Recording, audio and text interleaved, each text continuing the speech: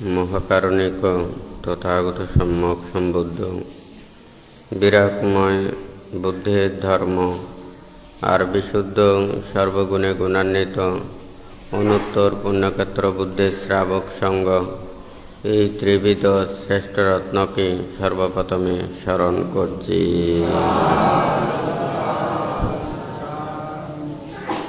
আজকে দূতাঙ্গ কুটিরে উপস্থিত অত্র দূতাঙ্গ কুটিরে সংশ্লিষ্ট দায়ক দায়িকা উপাসক উপাসিকা তথা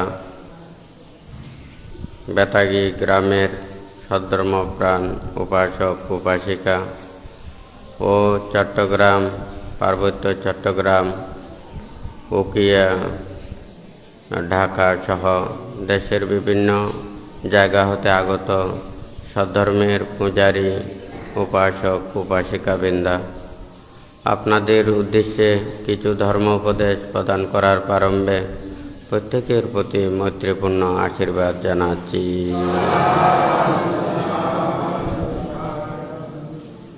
যে ধর্ম আদিতে কল্যাণ, মধ্যে কল্যাণ এবং পর্যাবসানে কল্যাণ, যে ধর্ম দ্বারা সকল প্রকার দুঃখ থেকে নিবৃত্তি লাভ করা যায়, নির্বাণ সত্যকে উপলব্ধি করা যায়, সেই ধর্ম শ্রবণের পূর্বে ত্রিরত্নের প্রতি শ্রদ্ধা উৎপন্ন করুন।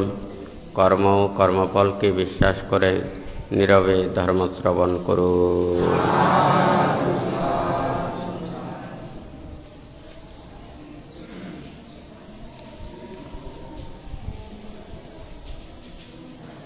বৌদ্ধ ধর্মের মূল লক্ষ্য হচ্ছে নির্বাণ। ত্যাগ, শীল ও সংযম হচ্ছে কর্মপথ। অনিত্য, দুঃখ, অনাত্মা জ্ঞান আর্য অষ্টাঙ্গিক মার্গ আচরণ করে চতুরার্য সত্যকে উপলব্ধি করিয়া নির্বাণ বা মুক্তি লাভ করতে হবে। ধর্মের প্রতি শ্রদ্ধা, ভক্তি, বিশ্বাস থাকতে হবে।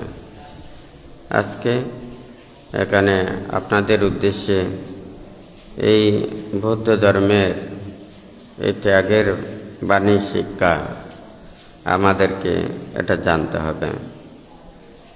দেখুন, এই পৃথিবীতে জীব জগতের মধ্যে আমরা যারা মানব লোকের মধ্যে আছি, অন্যান্য প্রাণীদের চাইতে আমাদের মানব জাতি তাদের জ্ঞান, ধ্যান, শিক্ষা, দীক্ষা, কল্যাণের জন্য, মানুষের জন্য, প্রাণীদের জন্য, অন্য কোনো প্রাণীর মধ্যে সে মায়া, মমতা, স্নেহ, আন্তরিকতা অতটুকু নেই।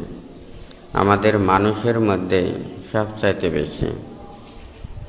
জীব জগতের মধ্যে যত প্রাণী রয়েছে সবচাইতে মানব জাতি উৎকৃষ্ট। যেহেতু মানুষের মধ্যে আছে, মানুষের জন্য, প্রাণীদের জন্য, সত্যের জন্য নিজের জীবনকে বিলিয়ে দিয়ে সমস্ত ভোগ এগুলো ত্যাগ করে নিজেরা অপরের কল্যাণ এবং মঙ্গলের জন্য ওনারা নিজের জীবন দানের মতো আত্মত্যাগ করে থাকেন। তো সেই জন্য এখানে বুদ্ধ ধর্মের দর্শন এবং নীতি শিক্ষা আমাদেরকে কিভাবে দিয়েছেন। আমরা যদি মানুষেরা প্রত্যেকেই শান্তিতে থাকতে চাই, সুখে থাকতে চাই, এই পৃথিবী অতীতেও ছিল, বর্তমানও আছে, ভবিষ্যতেও থাকবে। অতীতেও যারা এখানে আগে ছিলেন তারা এই পৃথিবীতে বসবাস করেছিলেন। আমরা বর্তমানে আছি, ভবিষ্যতে আরও পৃথিবীতে অনেক মানুষ, প্রাণী ওখানে আসবে। আমরা এই পৃথিবী কারো নয়, অতীতেরও নয়, বর্তমানও নয়, ভবিষ্যতেরও নয়। আমরা আসব আর যাব। আমরা কি একটু চিন্তা করি? এই পৃথিবীতে যা আছে তা তো থাকবে, কিন্তু আমরা মানুষের সুখ দুঃখ এটা তো পরিবর্তন হচ্ছে। আমরা এত দুঃখ পাচ্ছি কেন? আমরা এত কষ্ট পাচ্ছি কেন? বুদ্ধ তো বলে নাই যে আমরা কাজ করতে পারবো না, আমরা শিক্ষা করতে পারবো না, নীতি আচরণ করতে পারবো না। বুদ্ধ সেটা বলে নাই। আমরা দেখা যায় অন্যান্য প্রাণীর চাইতে আমাদের মানুষের মনের আশা আকাঙ্ক্ষা, কামনা বাসনা প্রার্থনা এটা এতই প্রবল যে আমরা এগুলোকে চারিতার্থ করার জন্য আমাদের মনের সেই হিতাহিত জ্ঞানকে আমরা বিলিয়ে দিই। আমরা নিজেরাই নিজেদেরকে নিষ্ঠুর করে তুলি। বুদ্ধ বলেছে যে কোনো মানুষ তো খারাপ না, সবাই ভালো চায়, কিন্তু আমাদের মনের মধ্যে যেটা লোভ দ্বেষ মোহ হিংসা বিদ্বেষ জাগ্রত হয়, এটাই আমাদেরকে খারাপ পথে পরিচালিত করে।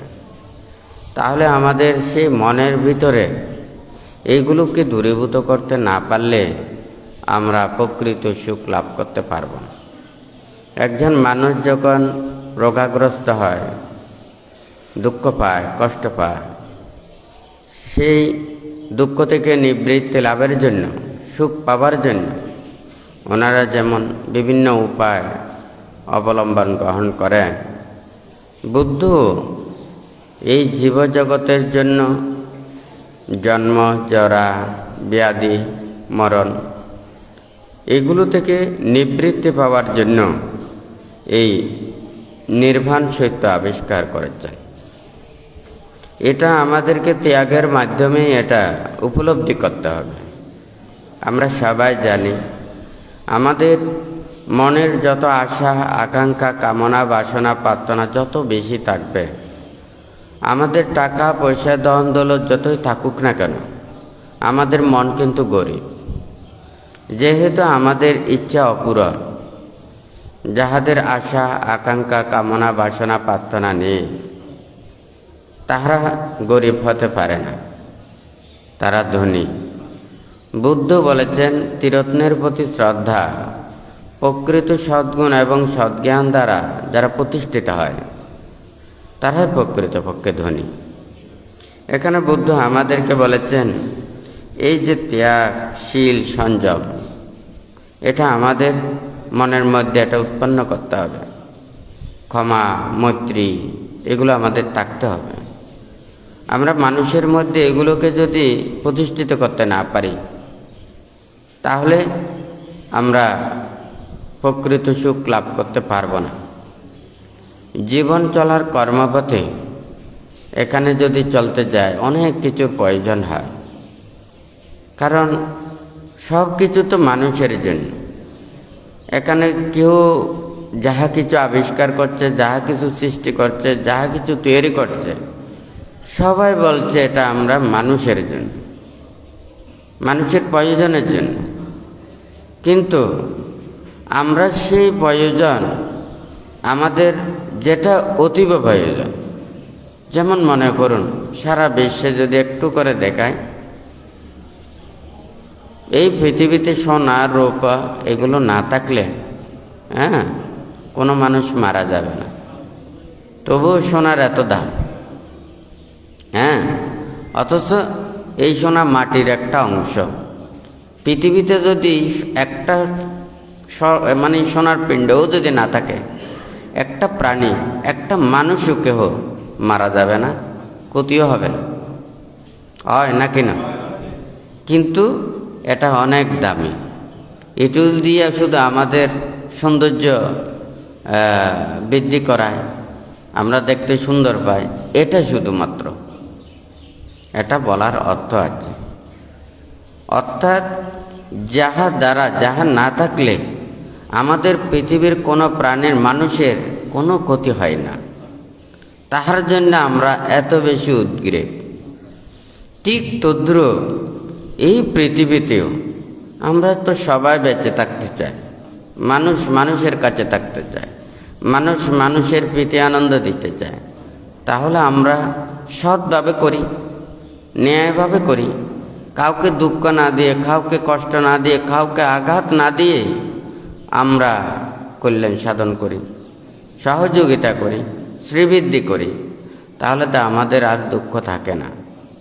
কিন্তু আমাদের মনের ভিতরে যে লোভ, দেশ, মোহ, হিংসা, বিদ্বেষ, এইগুলো যে অগ্নির চাইতে আরও বেশি আমাদের দেহকে ওখানে জ্বালিয়ে পুড়িয়ে ফেলে, এটা আমরা চিন্তা করি না। তো বুদ্ধ এগুলোকে পরিত্যাগ করার জন্য বুদ্ধ যে ওষুধগুলো দিয়েছেন, যে শিক্ষাগুলো দিয়েছেন, অনিত্য, দুঃখ, অনাত্মা, জ্ঞান, তাহলে এটা কি? এটা হচ্ছে যে এই পৃথিবীতে যাহারা অনিত্য, দুঃখ, অনাত্মা, জ্ঞান এগুলো উপলব্ধি করে, সে অপরজনকে ক্ষতি করতে পারে না, অনিষ্ট করতে পারে না। সে চাইলে অপরকে উপকার করে, কল্যাণ করে, সে কষ্ট সহ্য করে, কিন্তু আরেকজনকে কষ্ট দেয় না।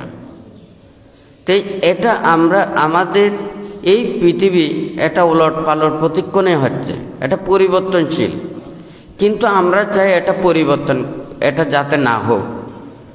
আপনারা কি পারে ছোটকালের মতো জীবনকে এখন সারা জীবন রাখতে পারবেন? টাকা পয়সা, দহন দৌলত যতই থাকেন না কেন, আপনাদের এই জীবনকে পরিবর্তন না করে, এই দেহকে পরিবর্তন না হয়ে এটা রাখা যায় না। কিন্তু আমরা রাখার জন্য অবিরাম প্রচেষ্টা চালাচ্ছি, হয় না কেন? এই পৃথিবীর রূপ, রং, বৈচিত্র্য এগুলো আমরা দিন দিন পরিবর্তন করতে চাচ্ছি। এটার জন্য আমাদের এত প্রচেষ্টা, আমাদের বিরাম নেই, বিশ্রাম নেই। সবাই বলি আমাদের এই দেহটাকে রক্ষা করার জন্য আমাদের কতটুকু প্রয়োজন? আমাদের তো 7 তলা, 8 তলা, 10 তলা বিল্ডিংয়ের প্রয়োজন হয় না, কিন্তু আমাদের সারথীনাথ দেহ রাখার জন্য আমাদের 1 তলাই যথেষ্ট, হয় না কেন? কিন্তু আমাদের মনের ইচ্ছা আমাদের শেষ হয় না। মনে হয় যেন আপনি চাইলে, আপনি পারলে পুরো পৃথিবীটাই একাই নিতে চান। এই যে আমাদের মনের আশা। বুদ্ধ বলেছেন যে অনিত্য, দুঃখ, অনাত্মা, অর্থাৎ সব কিছু পরিবর্তন হচ্ছে, কিন্তু আমরা এই পরিবর্তনকে স্বীকার করতে চাই না। আমরা বারবার সেই মনের আবরণকে বারবার এটা পরিবর্তন করতে চাই। এটার কারণে আমাদের চিত্ত চঞ্চল হচ্ছে, অস্থির হচ্ছে, বিক্ষিপ্ত হচ্ছে, এক মুহূর্তেও স্থির থাকতে পারছে না। বুদ্ধির কর্মফলটা হচ্ছে কি? পৃথিবীর সব কিছু একটা পরিবর্তনশীল, আমাদের দেহও পরিবর্তনশীল, মনও পরিবর্তনশীল। আমরা এগুলোকে এমনভাবে আমরা নিজেদের জীবনকে গঠন করব, এই পরিবর্তনকে আমরা ওইভাবে চিন্তা না করে, এগুলোকে পুনরুদ্ধার না করে, এই অনিত্য, দুঃখ, অনাত্মা ভেবে আমরা অনাসক্তময় জীবনে আচরণ করে কেউ কারো প্রতি দুঃখ, বেদনা, আঘাত এগুলো সম্পূর্ণ পরিত্যাগ করে একে অপরের সুখে সুখী, দুঃখে দুঃখী হয়ে জীবন অতিবাহিত করা। আমরা এখন যদি চিন্তা করে দেখি, এখানে পৃথিবীতে অজস্র প্রাণী রয়েছে, পাখি রয়েছে, হয় নাকি না? কিন্তু আমরা মানুষের কল্যাণ, ভালো, মঙ্গল এবং জনদরদির কথা চিন্তা করে আমরা যতটুকু করি, ওনারা তো, পাখিরা এতটুকু করে না, কিন্তু তাদের জীবন আমাদের চাইতে অনেক সুখের। কারণ ওনাদের মধ্যে এত দ্বন্দ্ব নেই। জীবন জীবিকার জন্য হয়তো তাহাদের কিছুটা দ্বন্দ্ব সামান্য আছে, যদি ওটা পায় তাদের মধ্যে আর কোনো কিছু ওখানে দেখা যায় না। কিন্তু আমাদের মানুষ তো মানুষের রক্ত খায় না, মাংস খায় না, কিন্তু আমাদের মনের মধ্যে যে লোভ, দেশ, মোহ উৎপন্ন হয়, একজন মানুষকে তিলে তিলে ওখানে দুঃখ, কষ্ট, আঘাত এগুলো দিতে না পারলে আমাদের মনের মধ্যে শান্তি আসে না। এগুলোকে উপলব্ধি করে বুদ্ধ দেখেছেন যে এই পৃথিবীতে আমরা কিভাবে জীবন অতিবাহিত করতে পারি। এখন বৌদ্ধ ধর্মের মূল লক্ষ্যটা হচ্ছে নির্বাণ। এই নির্বাণটা কি আমাদেরকে বুঝতে হবে। এই নির্বাণ কোথা থেকে, কোন চিত্ত থেকে, কোন আমাদের চিন্তা থেকে উৎপন্ন হয়। আপনি যদি পুনর্জন্ম বিশ্বাস না করেন, আপনাকে নির্বাণের উপদেশ দিয়ে কোনো লাভ নেই।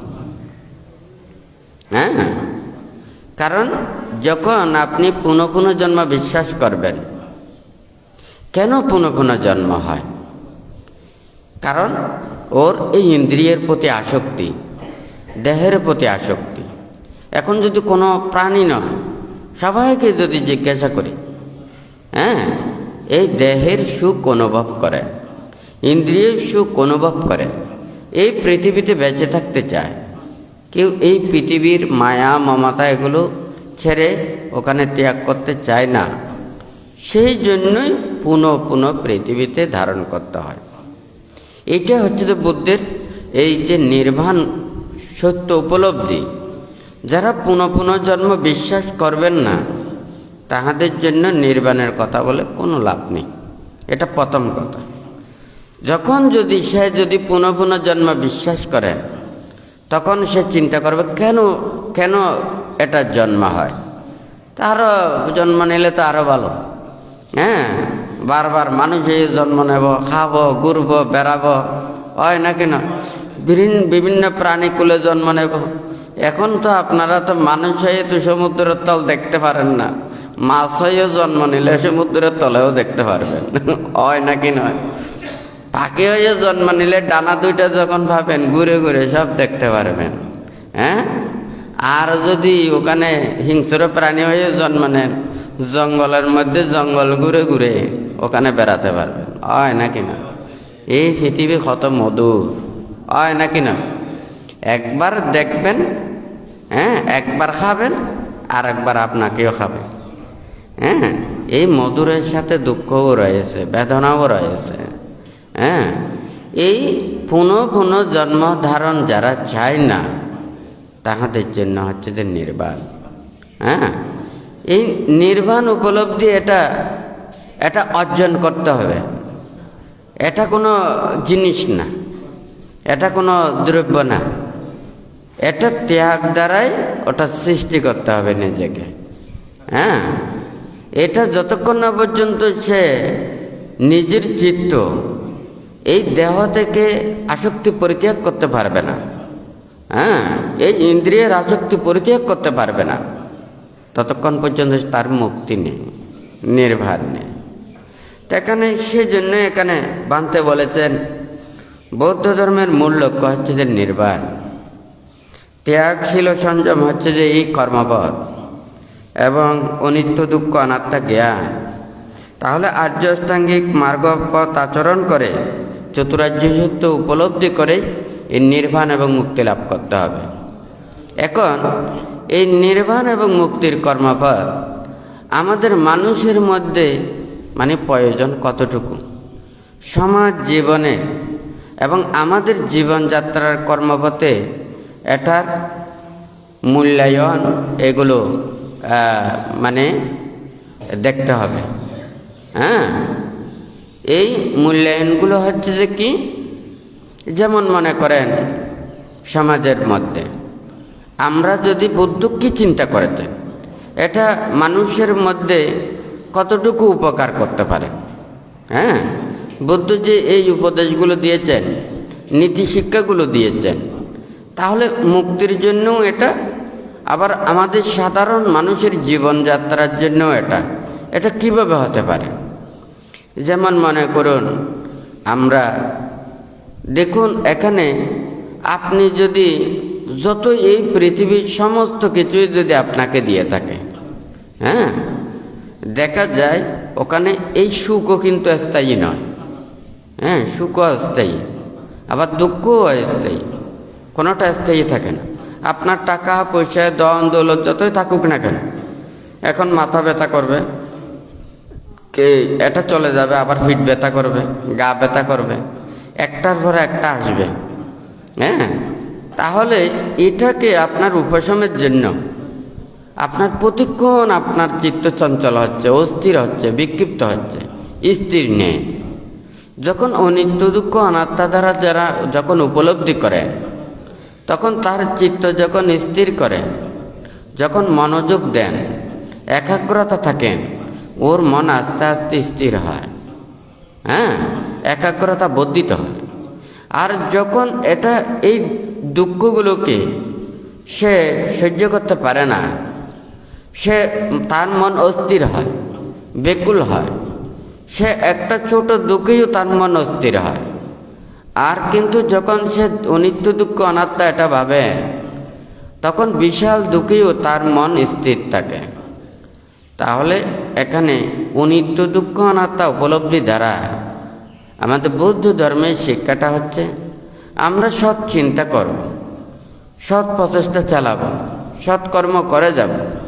কিন্তু যখন আমরা এগুলো করতে গিয়েও যদি আমরা এটা লাভ করতে না পারি, তাহলে আমাদের এই কর্মফল স্বীকার করে মনকে অস্থির না করে ধৈর্য সহকারে সে কর্মপথে স্থির থাকা উচিত। এটা হচ্ছে যে আমাদের বৌদ্ধ ধর্মের ওখানে শিক্ষা। আর যদি মনে করেন আমরা ভালো কর্মপথে চললাম, নীতির পথে চললাম, সৎ পথে চললাম, প্রতি পদে পদে আমাদেরকে দুঃখ পেতে হয়, কষ্ট পেতে হয়। সৎ পথে চললে সতেরো একটা প্রতিষ্ঠা আছে, এটার জন্য ধৈর্য প্রয়োজন, অনেক মনের প্রচেষ্টা প্রয়োজন। এটা একদিন না একদিন এটা ফল দেবে, কিন্তু আমাদেরকে ধৈর্য ধরতে হবে। ধৈর্যের দ্বারাও আমাদের ফল আসবে। আর এই ধৈর্য যারা ধরতে পারবে না, তাহলে আজীবন তাহাদেরকে অধৈর্য হতে হবে। হ্যাঁ, ওই বুদ্ধির নীতি শিক্ষাটা হচ্ছে যে কি, আমরা যখন পাপ করব না, অন্যায় করব না, অপরাধ করব না, হ্যাঁ, কারো প্রতি দুঃখ কামনা করবে না, সে আমাকে এখানে বাইরে দুঃখ দিতে পারবে, কিন্তু আমাদের মনের মধ্যে আঘাত দিতে পারবে না। বৌদ্ধ ধর্মের নীতি শিক্ষাটা হচ্ছে মনটাকে ঠিক রাখা। হ্যাঁ, নির্বাণও কিন্তু মনে, স্বর্গও কিন্তু মনে, হ্যাঁ, ব্রহ্মলোকও কিন্তু মনে। আমাদের মনটাকে ডেভেলপ করা, হ্যাঁ, এটাকে জয় করা, এটাকে রক্ষা করা, এটাকে উত্তীর্ণ করা। কার মন কী ধরনের? আপনার মনটাকে যদি নির্বাণের দিকে নিতে পারেন, তাহলে নির্বাণ উপলব্ধি করতে পারবেন। তাহলে এটাকে অনেক ত্যাগের মাধ্যমে অর্জন করতে হবে। স্বর্গ এটা সৎ এবং কুশল কর্ম সম্পাদন করা, ধর্মীয় কর্ম সম্পাদন করা, আর সে ব্রহ্মলোকের যেগুলো ধ্যান সমাধি করা। তো এখানে যে বুদ্ধের যে নিয়ম নীতিগুলো দিয়েছেন, দেখুন ওখানে যখন বুদ্ধ ছিলেন, বুদ্ধ প্রমুখ ভিক্ষু সংঘরা ওখানে যে হাজার হাজার লক্ষ লক্ষ কোটি কোটি এগুলো বুদ্ধ পরিচালনা করেছেন। হ্যাঁ, কিন্তু যারা দায়িক উপাসক উপাসিকা, ওনারা সংসারের মধ্যে আছেন, ওনাদের মধ্যে যারা অনেক কষ্ট, অভাব, অনটন, নানান প্রকারের এগুলোতে যারা কষ্ট পায়, দুঃখ পায় এই পৃথিবীতে, তাদের জন্য নির্বাণ। আর যারা আরামে এসে আছে, কোন দুঃখ বলতে কোনো কিছু চোখে দেখে না, তাদেরকে যদি এই দুঃখের এগুলো দিই, তারা এগুলো সহ্য করতে পারবে না। হ্যাঁ, যারা কষ্ট সহ্য করতে পারে না, একটা মশার কামড়ও ওটা সহ্য করতে পারবে না। অর্থাৎ এই পৃথিবী আপনার দুঃখ এটা উপলব্ধি হয়েছে কিনা, এই দেহটা দুঃখ উপলব্ধি হয়েছে কিনা, পুনঃ পুনঃ জন্ম এটা দুঃখ উপলব্ধি হয়েছে কিনা, প্রাণীগণ দুঃখ পাচ্ছে কিনা, এটা আপনাদের এটা উপলব্ধি করতে হবে। এটা যদি দুঃখ মনে করেন, তখনই হবে যে আপনার জন্য নির্বাণটা। আর যদি মনে করেন না, এই পৃথিবীটা এখানে আনন্দের, দেহটা আনন্দের, হ্যাঁ, পুনঃ পুনঃ জন্ম ধারণ করে শুধু রূপ রং বৈচিত্র্য এগুলো দেখব, তাহলে এদের জন্য নির্বাণ নয়। তো যাই হোক, আমরা তো সবাই চাই কাউকে দুঃখ কষ্ট দিতে না। আমরা কি সবাই দেখি না, প্রতিটা মুহূর্তে প্রতিটা সময়ে প্রিয় আপনজন মানুষ এই পৃথিবী ছেড়ে চলে যাচ্ছে। হ্যাঁ, কেউ কাউকে রাখতে পারছে না, সবাইকে বিদায় দিতে হচ্ছে, হয় না কেন? আমরা একবার হাসছি, আর একবার আবার কাঁদছি, হয় না কেন? তাহলে এখান থেকে আমরা কিভাবে পরিত্রাণ পেতে পারি? আমরা যদি যতদিন পর্যন্ত বেঁচে থাকি, ততদিন ভালো কাজ করি, সৎ কুশল কর্মপথে চলি, নীতির পথে চলি, ধর্মপথে চলি, তাহলে আমাদের মধ্যে একটা ভরসা থাকবে, আমি ন্যায় পথে চলেছি। আমার মৃত্যুর পর যেখানে যাই না কেন আমাদের ভালো একটা জায়গাতে যাব, সুগতি স্বর্গলোকে যাব, আমার দুঃখের জায়গায় যাব না। এটা একটা মনের মধ্যে একটা ভরসা থাকে। যেমন মনে করেন কোনো মানুষ, সুস্থ মানুষ যেমন সুখের প্রত্যাশা করে, যে দুঃখের রোগে আক্রান্ত হয়, জটিল রোগে আক্রান্ত হয়, তখন তার মনের মধ্যে কোনো আনন্দ থাকে না। যত দিন যায়, ক্ষণ যায়, সময় যায়, তার দুঃখ, এই ক্লান্তি, এগুলো সব বাড়তে থাকে, হয় নাকি না? কিন্তু যারা এই মানব লোকের মধ্যে সৎ এবং কুশল ধর্মপথে, নীতির পথে যখন চলে, ওনাদের মনের মধ্যে আর দুঃখ থাকে না। আমাদের যেই সময় এটা মৃত্যু আসুক না কেন, আমরা ভালো একটা জায়গাতে যাব। আর যারা মুক্তির কর্মপথে চলে, ওনারা মুক্ত হতে পারে, ওনাদের জন্য আর কোনো কিছু ওখানে ভয় থাকেন না। তো এখানে সেই চিত্তশক্তিকে যথাযথভাবে ধারণ করার জন্য বুদ্ধ উপদেশ দিয়েছেন। তা আমাদের হয়তো বৌদ্ধ নীতিতে শুধু এই যে পঞ্চনীতি এবং পঞ্চশীলগুলো, বুদ্ধ এখানে বুদ্ধির পূজারী, ভক্ত, উপাসক, উপাসিকাদেরকে এই 5টা নীতি দিয়েছেন। কিন্তু দেখুন, এই 5টা নীতি যদি সবাই যদি প্রতিপালন করেন, তাহলে জীবনে অনেক কিছু আমূল পরিবর্তন আসবে। হয়তো অনেকেই বলবে যে না, আমি মিথ্যা কথা যদি ওখানে সত্য কথা বলি, মিথ্যা কথা না বলি, আমার জীবনে মনে হয় মঙ্গল হবে না। আসলে তা নয়। সবাই যদি মিথ্যার কর্মপথে চলেন, তাহলে এই পৃথিবী আরো ভয়ঙ্কর হয়ে যাবে। কারণ মিথ্যাবাদীকে মানুষ অবিশ্বাস করে। সবাই যদি মিথ্যা কথা বলে, বাদীও মিথ্যা কথা বলেন, বিবাদীও মিথ্যা কথা বলেন, বিচারকও মিথ্যা কথা বলেন, তাহলে এখন কি ওখানে আর কি ওখানে সত্য পাওয়া যাবে? তাহলে তো ওখানে সবাই যখন এই মিথ্যার আশ্রয় গ্রহণ করবে, যদি সবাই সত্য কথা বলেন, কেউ মিথ্যা কথা বলেন না, এত জেরা করতে হবে না, হয় নাকি না? এত সাক্ষীর প্রয়োজন হবে না, এত বিচারকের প্রয়োজন সে সঠিকটা নির্ধারণ করা। কিন্তু ওখানে আর ওদের এত বেশি কষ্ট হবে না।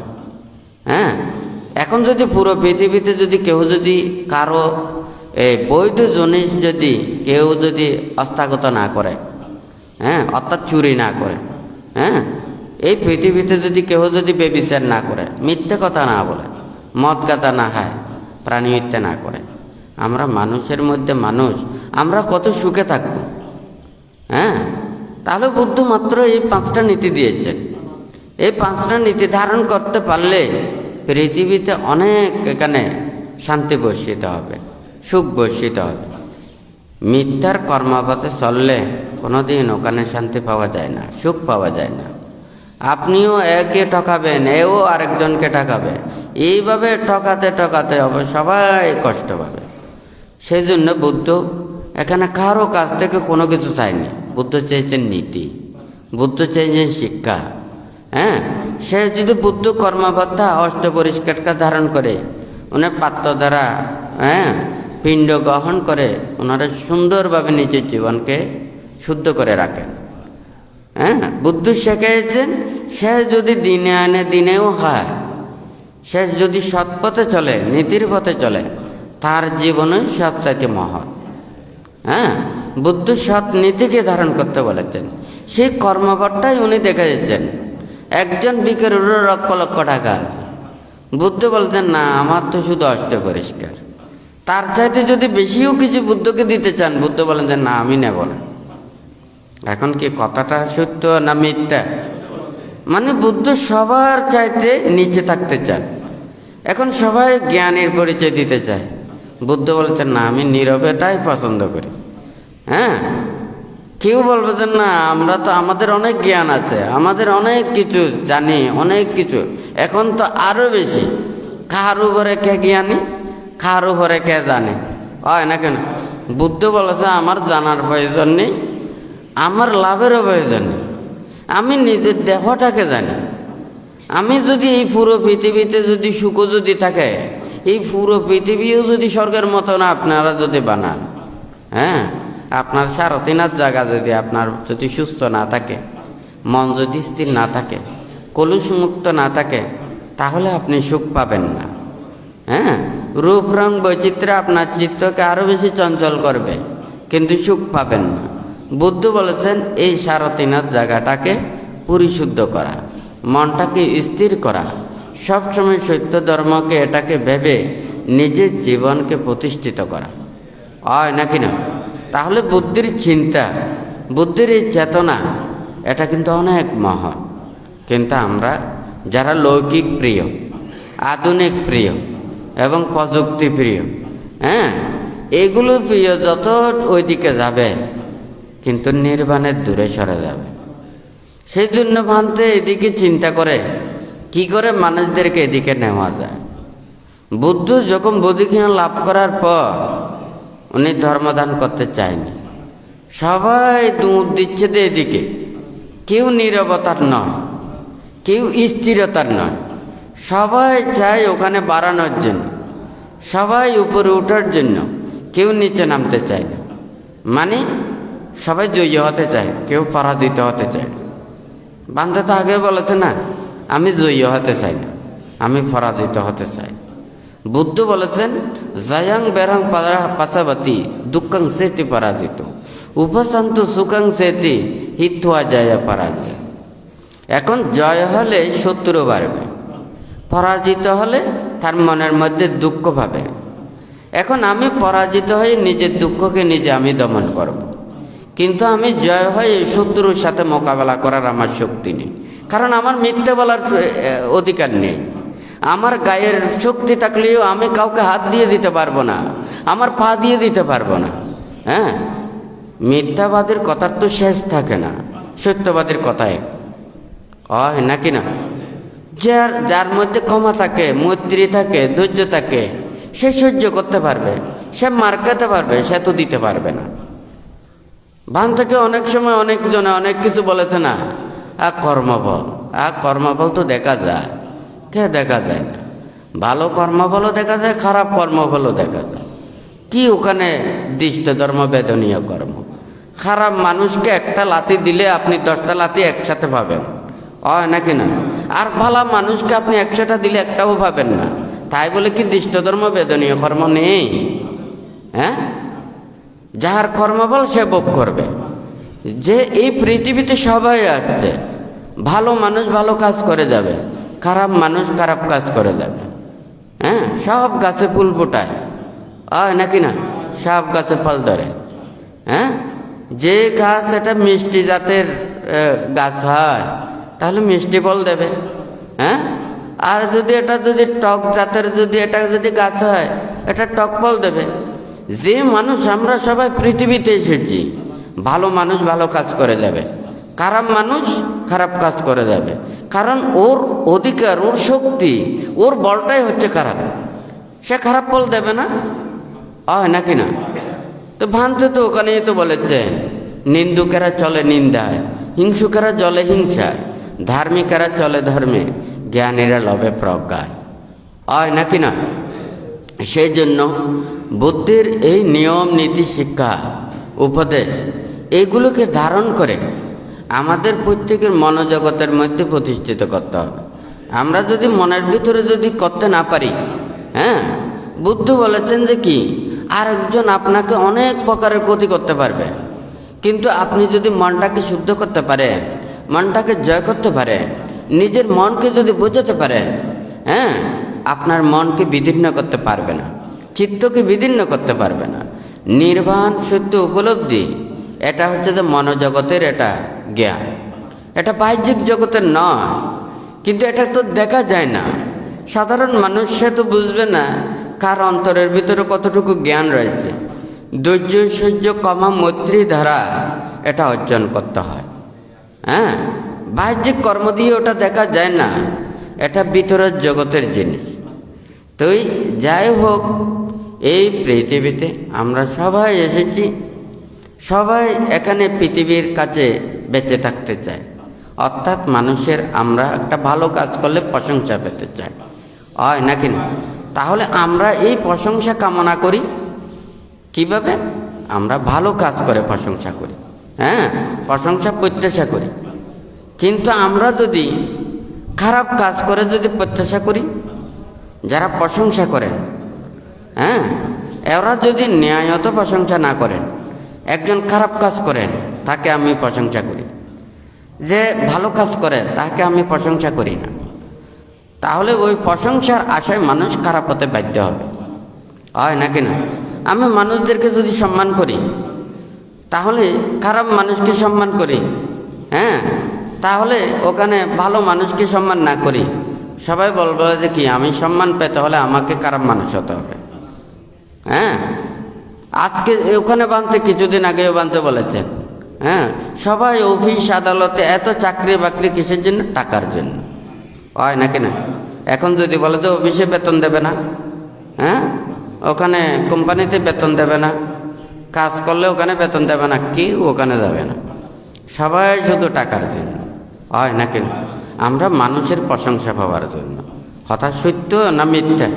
তাহলে আমরা ভালো কাজের জন্য যদি প্রশংসা করি, সব মানুষ শুধু ভালো কাজ করার জন্য এগিয়ে আসবে। যে এই পৃথিবীতে কেউ খারাপ কাজ করবে না। কেন খারাপ কাজ করতেছে? কারণ আমরা খারাপকেই প্রশংসা করতেছি, হয় নাকি না? হ্যাঁ, তাহলে আমরা নিজেরা নিজেদেরকে সৃষ্টি করছি। কারণ বেতন ওখানে বেশি দেব, ভালো কাজ করলে বেশি দেব না, খারাপ কাজ করলে তাকে বেশি দেব। যে মিথ্যে বেশি বলতে পারবে তাকে বেশি দেব, যে অন্যায় করতে পারবে তাকে আরো বেতন বেশি দেব। তাহলে বেতন যত বেশি দেবেন, খারাপ কাজ এগুলো বাড়তে থাকবে। সত্য না মিথ্যা? তাহলে কি আমরা পৃথিবীতে ভালোও সৃষ্টি করতেছি, আমরা খারাপও সৃষ্টি করতেছি আমরা। হ্যাঁ, আমরা এটা সাধারণ মানুষ যারা, কি বলবো, মানুষের যখন নিজের স্বার্থ ছাড়া এই পৃথিবীতে কোনো কিছু চেনে না, তখন সেই স্বার্থ মানুষকে কি অপদার্থ করে তোলে, আমাদের জ্ঞান শূন্য করে তোলে। বুদ্ধ ওখানে সেই স্বার্থকে পরিত্যাগ করতে বলেছেন। সেই জন্য ভাঙতে বলেছেন অকৃতজ্ঞ, স্বার্থপর এবং অবাধ্য, ওদের দ্বারা নির্বাণ সত্যকে উপলব্ধি করা যায় না, হয় নাকি না? বুদ্ধ নিঃস্বার্থ হতে বলেছেন, কৃতজ্ঞতা পোষণ করতে বলেছেন। হ্যাঁ, আমরা যদি মানুষ সবাই এইভাবে একজন অপরজনের পাশে দাঁড়ায়, এইভাবে যদি আমরা চিন্তা করি, আমরা সবাই যদি মিলেমিশে থাকি, সবাই যদি সুখে দুঃখে এটা থাকি, আমাদের আর পৃথিবীতে কোনো দুঃখ থাকবে না। কিন্তু এটার জন্য আমাদের প্রত্যেকের মন মানসিকতা প্রয়োজন। আমরা কারো প্রতি হিংসা বিদ্বেষ ভাবাপন্ন হয়ে নয়, হ্যাঁ, কেউ উপরে যাওয়ার জন্য নয়। কারণ এখানে প্রতিটা মানুষের, আপনারা মনে করেন 10 জন মানুষ 10টা চিন্তা করবেন, এই 10টা চিন্তা করবেন, 10 জনের একটা আলাদা জ্ঞান আছে। হ্যাঁ, যার যতটুকু জ্ঞান আছে ততটুকু দিয়ে আপনারা চিন্তা করেছেন 10 জন, কিন্তু এই 10 জনের মধ্যেও তো সর্বোত্তম আছে।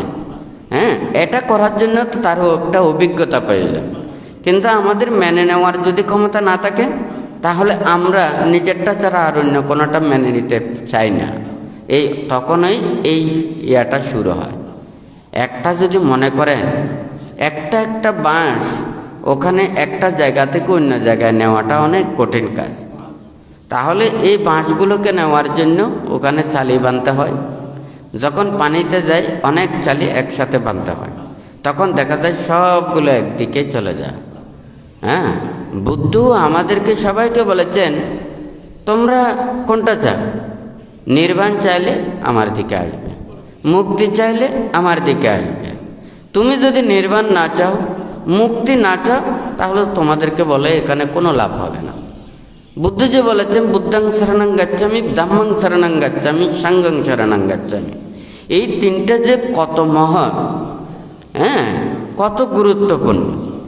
দেখুন, তিনটা শরণাপন্ন হয়ে ওনারা উপাসকত্বে পরিগণিত হয়, অর্থাৎ উপাসক হয়ে থাকেন এই ত্রিশরণ দ্বারা।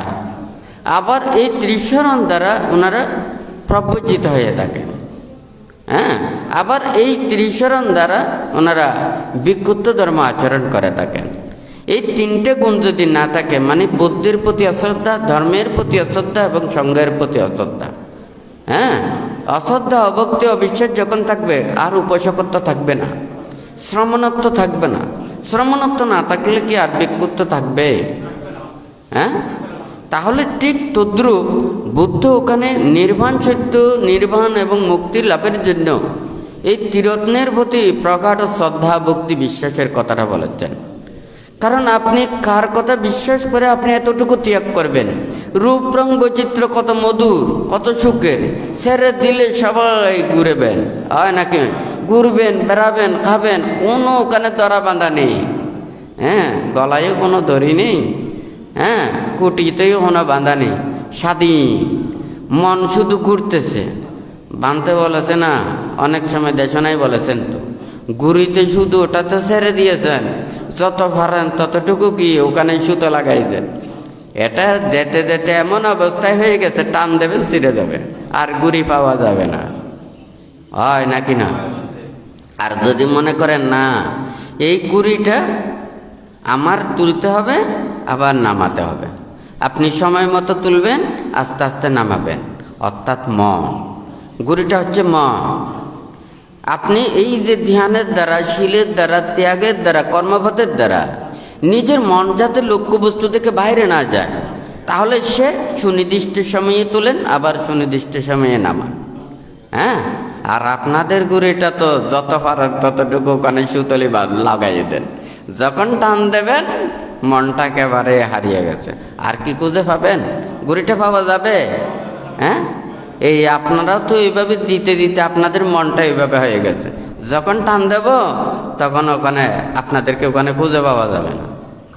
তো যাই হোক, এখানে এই পৃথিবীতে যত কিছু আছে, বুদ্ধের চিন্তা, এই চেতনা, বুদ্ধ কারো কাছ থেকে কোনো কিছু টাকা পয়সা, ধন দৌলত চায়নি, স্বভাব প্রতিপত্তি চায়নি, রাজত্ব চায়নি, একছত্র রাজত্বও চায়নি, হয় নাকি না? তাহলে কি বুদ্ধ সেই সময় একছত্র রাজত্ব করতে পারতো না? অনেক রাজারা বুদ্ধের প্রতি শ্রদ্ধান্বিত ছিলেন না? বুদ্ধ কি এমন কোনো বিনয় নীতি দেখেছেন ওখানে মানে রাজাদেরকে প্রভাবিত করে ওনাকে আইন করেছেন? হ্যাঁ, রাজায় রাজায় যুদ্ধ করেছেন, এবং বুদ্ধ প্রমুখ ভিক্ষু সংঘরা ওনারা নিরপেক্ষ। হ্যাঁ, ওনারা সাধু সৎপুরুষ, ওনারা সকল দেশে সকল স্থানে ওনারা অবাধে বিচরণ করেছেন, ওনাদেরকে কোনো সন্দেহ করতেন না। ওনারা মুক্তির পথযাত্রী, ওনারা কারো ক্ষতি করেন না, কারো অন্যায় করেন না, কারো অপরাধ করেন না, ওনারা স্বাধীনভাবে শুদ্ধ জীবন আচরণ করেন।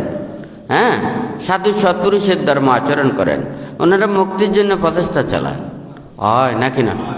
তখন তো রাজায় রাজায় যুদ্ধ করেছে, দেশে দেশে যুদ্ধ হয়েছে, কিন্তু বুদ্ধ প্রমুখ ভিক্ষু সংঘরা ওখানে ছিলেন না, মুক্তিতে ছিলেন। কিন্তু আমরা কি সেই কর্মপথে কি থাকতে পারছি? হ্যাঁ, আপনারা তো দায়ক দায়িকা, উপাসক উপাসিকা, বুদ্ধির কর্মপথের নীতিকে তো ধারণ করতে হবে। আপনারা যদি এই নিয়ম নীতি এগুলোকে যদি ধারণ করতে না পারেন, আপনারা যদি এগুলোকে যথাযথভাবে রক্ষা না করেন, দেখুন মাতা পিতা যতই ভালো হোক না কেন, হ্যাঁ, যতই ভালো হোক না কেন, ছেলে মেয়েরা যখন খারাপ কর্মপথে চলবে, মানুষেরা গালি দেবে না? খারাপ বলবে, ভালোর বলবে নাকি খারাপ বলবে? খারাপ বলবে তো। আবার যদি ছেলে মেয়েরা যদি ভালো হয়, মা বাবা খারাপ হলেও, হ্যাঁ, ওই ছেলে মেয়েরা ভালো সদৃশ, হ্যাঁ, মা বাবার প্রতিও একটা কৃতজ্ঞতা পোষণ করবে। কারণ মা বাবা না থাকলেও তো ছেলে থাকবে না, ছেলে মেয়ে থাকবে না, হয় নাকি না? ছেলে মেয়েরা ভালো হলে মা বাবারা প্রশংসিত হয় না, হয় নাকি না? তাহলে বুদ্ধ এখানে বিমুক্তির কর্মপথে, মুক্তির কর্মপথে উনি চলেছেন, উনি মুক্ত, ত্যাগী। হ্যাঁ, ওনার কর্মপথ অনুসরণ করে, ওনার প্রতি শ্রদ্ধান্বিত হয়, ওনারা যদি সেই কর্মপথে যদি না চলে, তাহলে ওই ভাবমূর্তিকে নষ্ট করা হয়, হয় নাকি না? তো এই যাই হোক, বানতে চাই এই বুদ্ধির ত্যাগের বাণী, অহিংসার বাণী, মৈত্রীর বাণী সবার অন্তরের মধ্যে জাগ্রত হোক। আমরা যদি মনের ভিতরের এগুলো থেকে লোভ, দেশ, মোহ, হিংসা, বিদ্বেষ, এই মন থেকে যদি এগুলোকে বিদূরিত করতে পারে, মনকে যদি জয় করতে পারে, এই পৃথিবীতে কেউ তাকে দুঃখ দিতে পারবে না, কষ্ট দিতে পারবে না। তো এটার জন্য আমাদের প্রয়োজন প্রত্যেকের শিক্ষা, প্রত্যেকের জানা, যথাযথ শ্রদ্ধা ভক্তি বিশ্বাস এটা থাকতে হবে। কারণ আপনাদেরকে নির্দেশ দেব, আপনাদেরকে উপদেশ দেব, আপনাদেরকে শিক্ষা দেব। আপনারা যদি বান্তের প্রতি অশ্রদ্ধান্বিত থাকেন, বান্তের কথা যদি না চলেন, নিয়ম যদি না মানেন, বুদ্ধির উপদেশকে যদি ধারণ না করেন, বিশ্বাস না করেন, তাহলে তো আপনাদেরকে ওখানে শিক্ষা দেওয়া যাবে না। হয় নাকি না?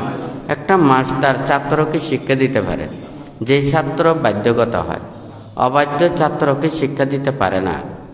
বুদ্ধ ওখানে সেই জন্যই প্রথমে বলেছেন, যারা ত্রিরত্নের প্রতি শ্রদ্ধাশীল নয় তাহাদেরকে ওখানে নির্বাণ এবং মুক্তির কর্মপথে আনা যায় না। সেই জন্য ওদেরকে কোনো কিছু চিন্তা করে না। যারা ত্রিরত্নের প্রতি শ্রদ্ধান্বিত হয়ে নির্বাণ মুক্তির কর্মপথের দিকে দৃঢ় বীর্যবান হয়ে ওনারা ত্যাগের কর্মপথে চলেন, শুধু তাহাদেরকে উপদেশ দিয়েছেন। তো যাই হোক, আজকে আপনারা যারা বেতাগী সহ বিভিন্ন জায়গা থেকে এসেছেন, দূতাঙ্গ কুটিরের সংশ্লিষ্ট বিভিন্ন বিহার কুটির সংগঠন পরিষদ এবং গ্রামের দায়ক দায়িকারা এখানে যাহারা সমবেত হয়েছেন, আপনাদের প্রত্যেকের প্রতি পুনরায় আশীর্বাদ জানিয়ে পান্তের সংক্ষিপ্ত উপদেশ এখানেই পরিসমাপ্ত করছি।